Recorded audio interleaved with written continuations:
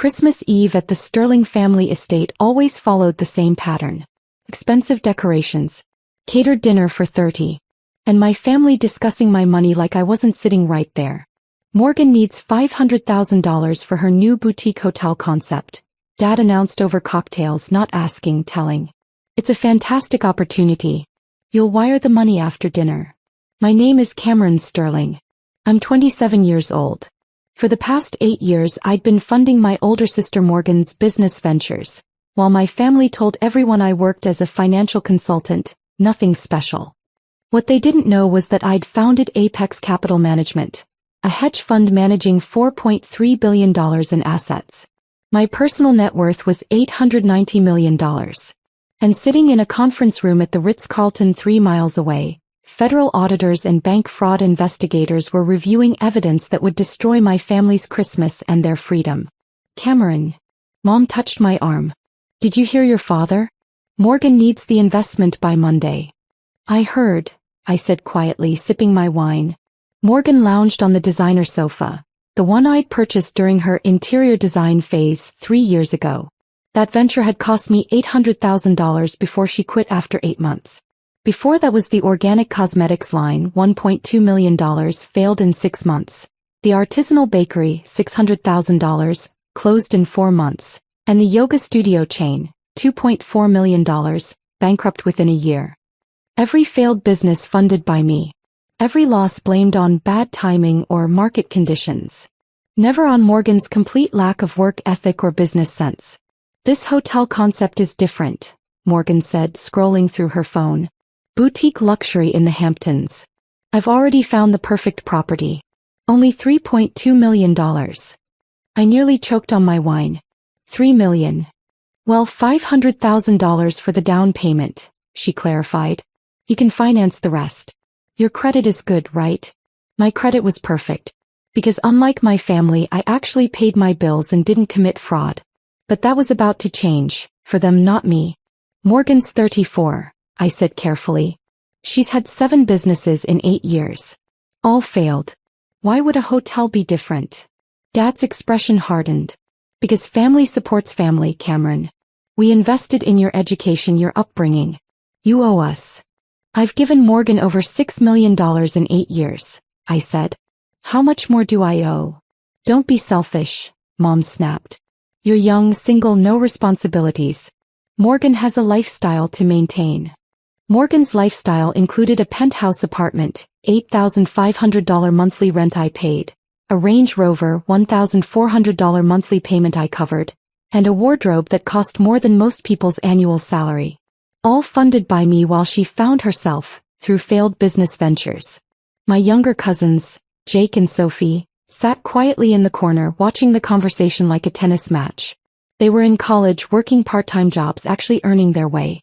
Nobody demanded they fund Morgan's delusions. I'll think about it, I said. Think about it?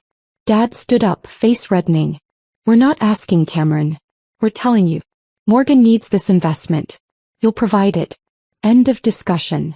I checked my watch. 6:47 p.m. In 13 minutes my guests would arrive. Actually, Dad, I've invited some people to join us for dinner. I hope that's okay. Mom frowned. People? Who? We have a set guest list. The doorbell rang. I stood. That would be them. I opened the door to reveal 6 people. Victoria Chin, CEO of Manhattan First Bank. Robert Morrison, Federal Bank Fraud Investigator. FBI Special Agent Davis. My attorney Jennifer Park. Forensic accountant Thomas Wright. And Michael Zhang, senior partner at the law firm handling my case. Good evening, Victoria said, her voice carrying across the suddenly silent foyer. I'm Victoria Chin, CEO of Manhattan First Bank. We're here to discuss some urgent financial matters concerning the Sterling family. Morgan's wine glass slipped from her hand, shattering on the marble floor. Dad recovered first. This is outrageous. Cameron, who are these people? Dad, everyone please sit, I said calmly. Victoria, thank you for coming. The 30 guests, family members, family friends, business associates, stared in confusion as this group of official-looking strangers entered the formal dining room. Victoria opened her briefcase, pulling out a tablet that connected to the room's display screen. normally used for showing family vacation photos. Financial documents appeared instead. Let's begin with context, Victoria said. Cameron Sterling is not a financial consultant. He's the founder and managing partner of Apex Capital Management, one of the most successful hedge funds established in the last decade. Assets under management, $4.3 billion. Personal net worth, $890 million. The room erupted. Gasps. Shocked whispers. My aunt literally grabbed her chest. Morgan stood up, face pale. That's impossible. Cameron barely makes six figures. Cameron made $127 million last year, Victoria continued. His fund has consistently outperformed the market by 340 basis points. He's regarded as one of the most talented fund managers of his generation. She pulled up more documents. Now let's discuss where some of that money went. Over 8 years, Cameron has given his sister Morgan $6.2 million for various business ventures. All failed.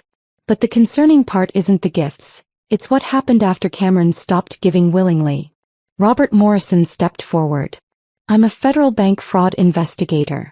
18 months ago, we were alerted to suspicious activity on Cameron Sterling's accounts.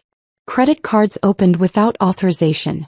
Business loans using his credit and forged signatures. Even a commercial property mortgage listing him as co-borrower, all without his knowledge. Thomas Wright pulled up documents. Total fraudulent debt accumulated in Cameron's name, $8.4 million. The perpetrators. His parents, Richard and Helen Sterling, and his sister, Morgan Sterling. Mom made a choking sound. Dad's face went from red to white in seconds. That's insane. Morgan shouted. Cameron gave me permission. Did I? I asked quietly. Show them the permission. Show them where I authorized you to open 17 business credit cards in my name. Show them where I agreed to co-sign a $2.8 million commercial mortgage for a property I've never seen. Agent Davis opened his folder.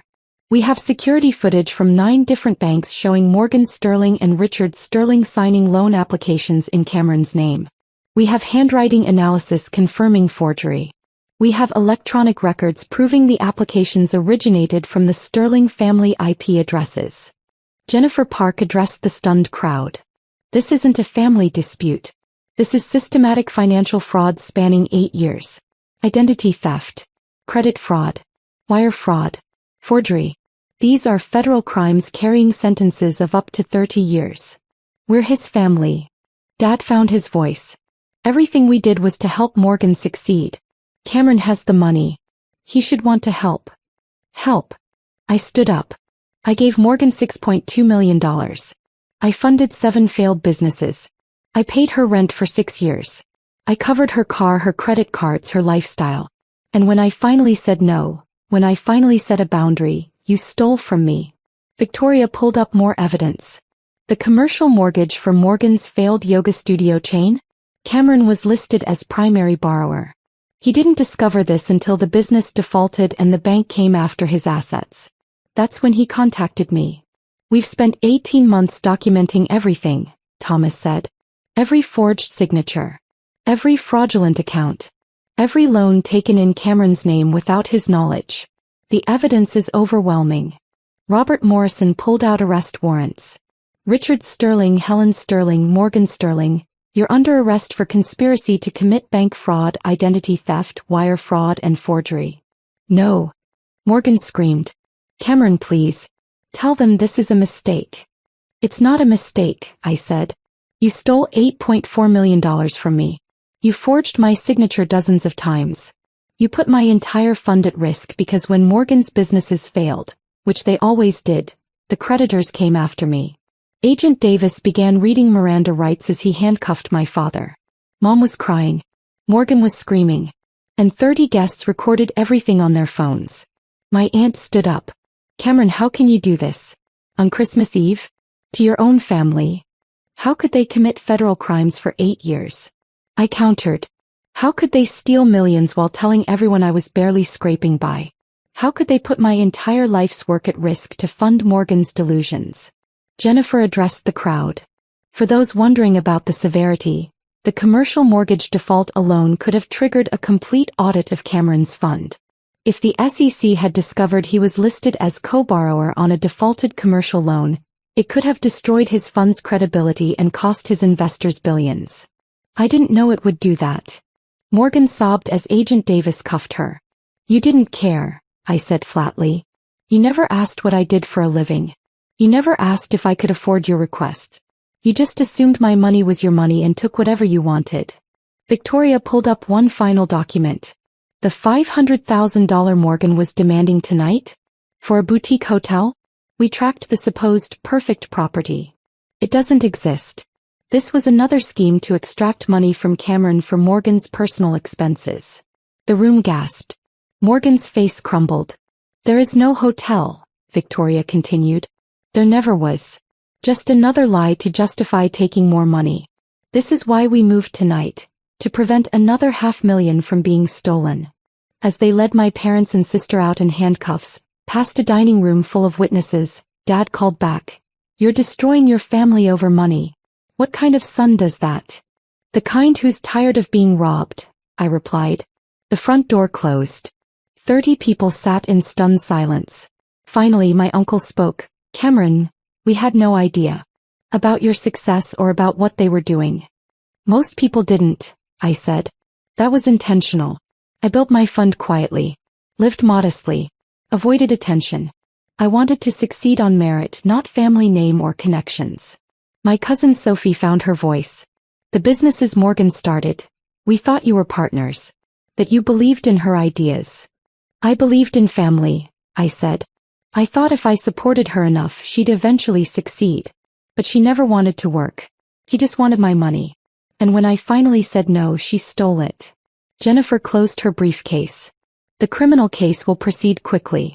The evidence is overwhelming. Your family will likely accept plea deals to avoid trial.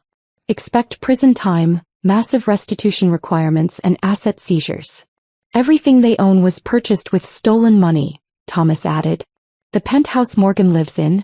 Paid for with a fraudulent loan in your name. Your parents' cars, their vacation home, their investment accounts. All financed through fraud. It'll all be liquidated. Victoria stood. Cameron, I'm sorry we had to do this tonight. But you were right. If we'd waited, they would have pressured you into another transfer. This needed to end. Thank you, I said sincerely. For believing me. For investigating. For protecting my fund and my investors. After they left, I stood in the foyer surrounded by shocked relatives. The Christmas tree twinkled. Catered food sat untouched. And my family was in FBI custody. What happens now? Jake asked quietly. Now they face consequences, I said. Prison time. Restitution. The destruction of everything they built on stolen credit. And I rebuild relationships with people who actually respect boundaries. The aftermath came swiftly. My parents and Morgan pleaded guilty to avoid trial. Dad got 12 years federal prison. Mom got 10. Morgan got 15. Her sentences stacked because she'd been the primary perpetrator. The penthouse was seized. The Range Rover repossessed. My parents' vacation home, their investment accounts, even Mom's jewelry collection. All liquidated to pay restitution. Total recovered $3.2 million. They'd spent the other $5.2 million on lifestyle, failed businesses and maintaining appearances. The story went viral. Hedge fund billionaire's family arrested for stealing $8.4 million during Christmas dinner. Every business publication covered it. Every family friend who'd pitted me for being the less successful sibling suddenly knew the truth. Morgan's social media, carefully curated images of luxury and success, became evidence exhibits. Every designer outfit, every first-class vacation, every entrepreneur life post was tagged with fraud documentation showing I'd unwittingly funded it. I sold my stake in Apex Capital Management for $840 million and started a new fund focused on ethical investing. Launched a foundation providing legal aid for financial fraud victims. The first applicant, a woman whose daughter had stolen $400,000 over 10 years. I didn't know I could say no, she wrote. I thought parents had to give everything. I funded her case. She won. Last I heard, her daughter was serving time and she'd started therapy. Sophie and Jake stayed in touch. They'd witnessed the arrest, understood the betrayal, and chose me over the family members who'd stolen from me. We had dinner monthly, Dutch treat, no money discussed. 3 years after that Christmas, I received a letter from Morgan. Written from federal prison. I destroyed everything, it read. Not just my relationship with you, my entire life. I'm 37 in prison with nothing. No businesses. No money. No future. And it's because I spent 15 years believing I deserved your success without earning my own. I'm sorry doesn't begin to cover it. But I am sorry. For all of it. I kept the letter. Didn't respond. Maybe someday I would. For now, I had a fund to run, investors to serve, and a life to live without the constant drain of people who saw my success as their entitlement. The Christmas Eve arrest became legendary in financial circles. A cautionary tale about family exploitation. A reminder that success doesn't obligate you to fund other people's failures. And every Christmas Eve since, I host dinner at my home. Small group. Close friends. People who celebrate my success instead of stealing from it. We toast to boundaries. To consequences. To the freedom that comes from finally saying no. And meaning it. 5 years later, the foundation had helped 2,000 victims. Each grant I signed felt like rewriting the narrative. Family fraud wasn't about ungrateful children. It was about exploitation disguised as love. Morgan was released after serving 12 years. She didn't contact me. According to Sophie, she worked at a coffee shop, lived in a studio apartment, attended financial literacy classes. Good. She was learning what I'd always known. Money earned honestly means something. Money stolen means nothing. My fund crossed $10 billion in assets. Forbes called me the hedge fund manager who said no. The subtitle was perfect. Sometimes the most profitable investment is the one you refuse to make.